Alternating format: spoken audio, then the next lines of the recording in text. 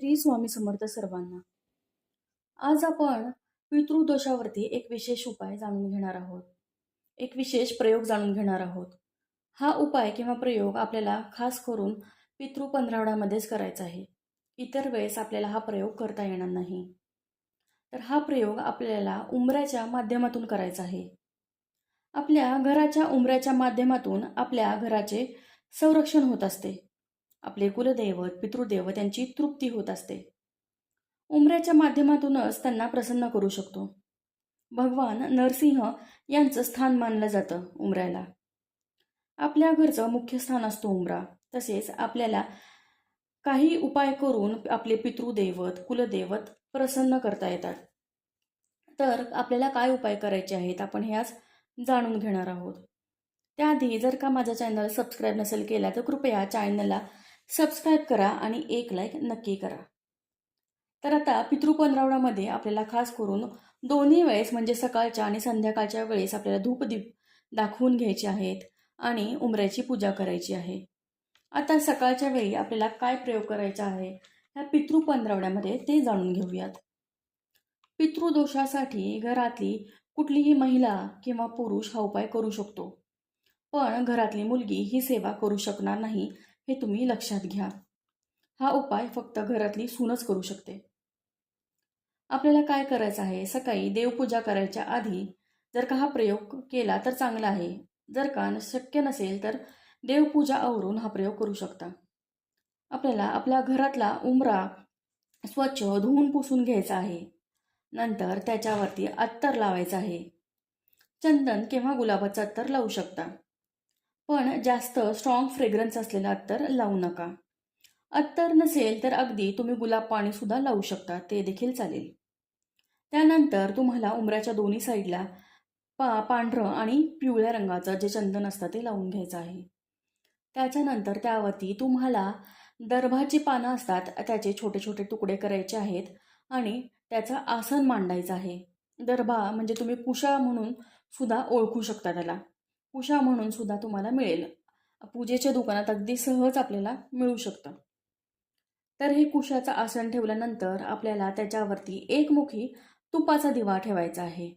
तुम्ही कणकेचा दिवा लावू शकता. जर का तुम्हाला कणकेचा दिवा करायला वेळ नसेल किंवा जमणार नसेल तर तुम्ही साधा दिवा लावू शकता. पितळेचा किंवा मातीची पंती तुम्ही लावू शकता. हा दिवा लावल्यानंतर तुपाचाच दिवा लावायचा आहे, मात्र हे लक्षात ठेवा. हा दिवा लावल्यानंतर तुम्हाला पितृदेवतांचे स्मरण करायचे आहे आणि त्यांना प्रार्थना करायची आहे की हे कुलपितृदैवत आमच्यावरती कृपा करा, आम्हाला आशीर्वाद द्या. तसेच आमच्याकडून कळत न कळत जर का काही चूक झाली असेल, कसला दोष लागला असेल तर कृपा करून आम्हाला क्षमा करा, पण आमच्यावरती कृपा आशीर्वाद सदैव ठेवा. त्यानंतर तुम्हाला एका भांड्यामध्ये तुम्ही लोटा घेऊ शकता किंवा अगदी सहज द्रोणसुद्धा घेऊ शकता. फक्त महिला जर काही उपाय करू शकत असतील तर तुम्ही तांब्याचा लोटा मात्र वापरू नका. ह्या लोटामध्ये तुम्हाला थोडंसं पाणी घ्यायचं आहे आणि त्यामध्ये तालमिश्री येते, ती तालमिश्री तुम्हाला मिक्स करायची आहे आणि थोडेसे काळे तेल टाकायचे आहेत. याचे तुम्हाला मिश्रण करून घ्यायचे आहे आणि मग हे मिश्रण तुम्हाला उंबऱ्यावरती शिंपडायचे आहे किंवा तुम्ही जसं आपण अर्घ देतो तसं तुम्ही उंबऱ्यावरती अर्घ देऊ शकता. हे अर्घ देताना तुम्हाला कुलपितृभ्यो नमः हा मंत्राचा जप करायचा आहे. कुल पित्रोभ्यो नमः, कुल पित्रोभ्यो नमः या मंत्राचा जप करायचा आहे आणि पितृदेवतांचं स्मरण करायचं आहे. तसेच हे झाल्यानंतर रोजच्या प्रमाणे जसं तुम्ही सूर्याला अर्घ देता तसे द्यायचे आहे. त्यानंतर तुळशीला देखील अर्घ द्यायचा आहे. मात्र एकादशीला किंवा रविवारी तुळशीला अर्घ देऊ नका. तर आता ही झाली सकाळची पूजा करायची विधी. आता संध्याकाळी सुद्धा तुम्हाला अशीच करायची आहे सेवा सेम. फक्त तुम्ही उंबरा पुसून सुद्धा घेऊ शकता. एक पांढरं वस्त्र घेऊन तुमचा उंबरा व्यवस्थित स्वच्छ करून घ्या. नंतर त्या वस्त्राला थोडंसं अत्तर किंवा गुलाब पाणी लावून ते तुम्ही तुमच्या उंबऱ्यावरती लावू शकता.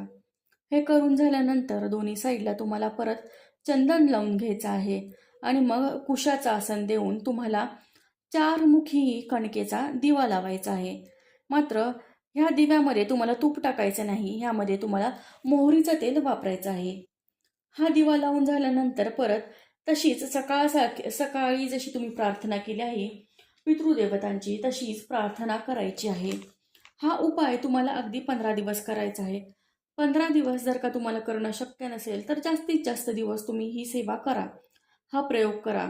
अगदी नसेल 2-4 दिवस सुद्धा जर का तुम्हाला हा उपाय करता नाही आला किंवा व्हिडिओ अगदी तुम्ही खूप उशिरा बघितला तर तुम्ही सर्व पितरी अमावस्येला तरी हा उपाय नक्की करा.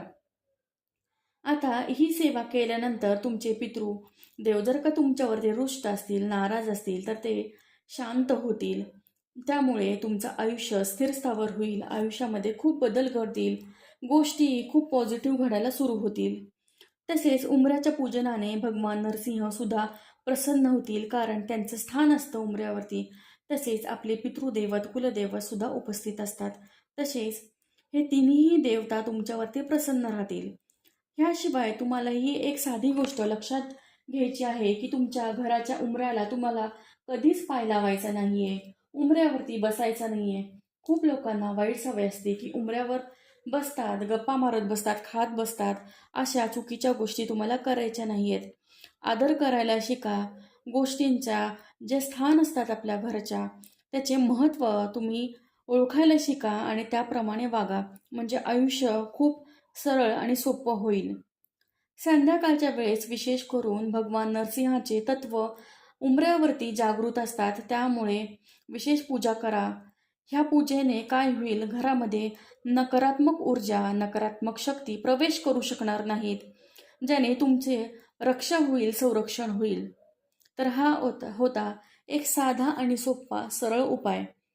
जर का तुम्हाला ह्या पितृपंधरवड्यात पितृदोषावरती विशेष उपाय करता आले नाही, ब्राह्मण भोजन देता आलं नाही, दानधर्म करता आले नाहीत, अगदी काहीच करणं शक्य होत नसेल, आपण म्हणतो ना या पितृपंधरवड्यामध्ये पितृदोषांत होण्यासाठी खूप लोक भागवत ग्रंथाचं पठण करतात, पारायण करतात, पण हे करणं देखील खूप लोकांना शक्य नसतं वेळेच्या कारणाने किंवा इतर आणखीन काही कारणं असतात त्यामुळे शक्य नसतात. तर तुम्ही घाबरू नका, हा साधा आणि सोपा उपाय तुम्ही करा. बघा तुम्हाला किती फरक पडतो आहे, आयुष्य किती स्थिरस्थावर होत आहे, पितृदोष खूप प्रमाणात शांत होईल. तुम्हाला जर का पितृदोषाची शांती करायला सुद्धा शक्य नसेल तरीही घाबरू नका, हा उपाय नक्की करून बघा. आणि उपाय करत करत तुम्हाला काय फरक पडत आहे ह्या उपायाने ते देखील कमेंटमध्ये नक्की कळवा, कारण खूप लोकांनी अनुभवलेला आहे हा उपाय करून. ह्या उंबऱ्याच्या पूजनाने त्यांना खूप शांती मिळालेली आहे, आयुष्यात खूप बदल घडलेले आहेत, घरामध्ये खूप शांती, प्रसन्नता आलेली आहे. तर आजसाठी एवढेच. व्हिडिओ आवडला असेल तर एक लाईक नक्की करा आणि चॅनलला जरूर सबस्क्राईब करा. धन्यवाद. श्री स्वामी समर्थ.